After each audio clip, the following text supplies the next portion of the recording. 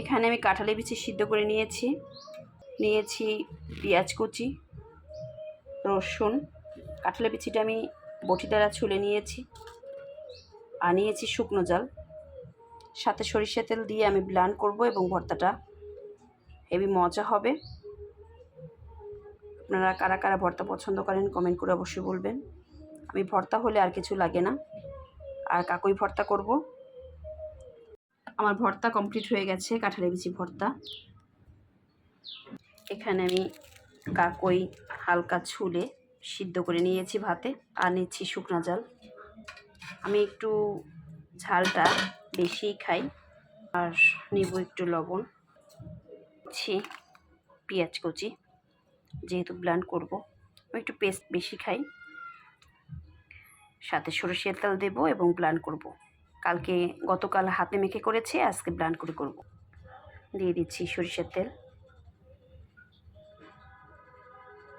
এটা খুবই টেস্টি ভর্তা, আমার কাছে খুবই ভালো লাগে। আমি ভর্তা হলে আমার আর কিছু লাগে না। আপনারাও ভর্তা করে দেখবেন, অনেক মজা লাগে এইভাবে। কাকুই ভর্তাটি রেডি হয়ে গেছে। আমি একটু হলুদ দিয়ে সরিষার তেল দিয়ে ভালো করে কড়াইতে টেলে নিয়েছি।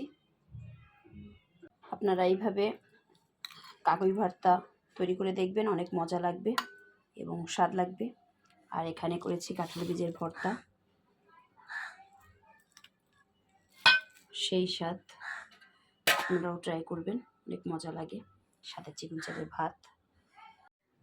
এখন আমি দুপুরের খাবার খাবো। নিচ্ছি একটু কাকুই ভর্তা, মাই ফেভারিট, একটু কাঁঠালি বিচি ভর্তা,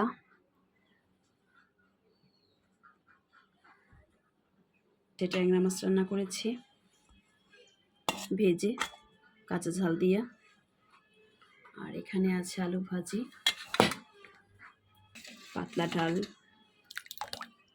ডালের সাথে আলু ভাজি হলে খাওয়াটা জমে যায়।